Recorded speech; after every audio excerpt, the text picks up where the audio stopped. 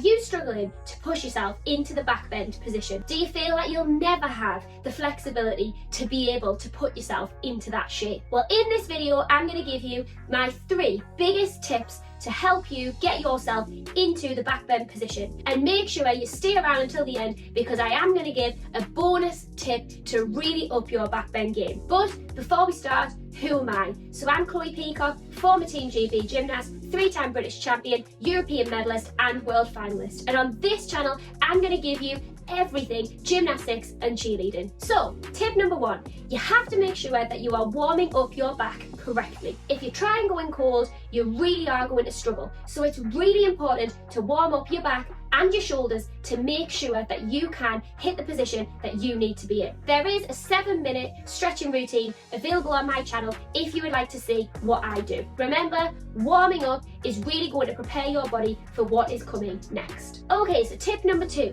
you've got to stop thinking that a back bend is all about your back, because actually a large part of it is in your shoulder flexibility too. If your shoulders are not flexible enough, you're really going to struggle to maintain the shape that you need to be in for a back bend. So again, you need to make sure that your shoulders are warmed up too. And again, I've got a 7-minute shoulder stretching routine on my channel if you would like to follow along with what I do. Tip number 3, you have to let go of all of your expectations. This is not something that you're going to learn to do overnight, and it takes months, even years, to become as flexible as the people that you see in your Instagram feed. Remember, it's a journey and everybody has to start somewhere. Okay, and here it is, my bonus tip that I promised you at the start of this video. Make sure that you're also strengthening and stretching your hip flexor muscles. People don't often realise that hip flexibility has a lot to do with your ability to be able to hold a bridge position. If your hip flexors are not strong or flexible enough, this will also increase your chances of getting lower back pain from practicing back bends. You can tell if your hips are not flexible enough,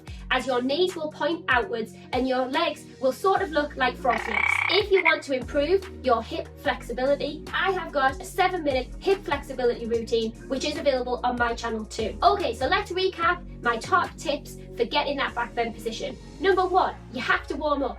Number 2, you need to make sure that your shoulders are flexible. Number 3, you need to make sure that you let go of all expectations and remember that this is a journey that you are just at the beginning of. And my bonus tip, you need to make sure that your hips are flexible and strong as well, as this really will have an impact on your ability to maintain the back bend position. If you want more tips on back bends, then you can watch this video here.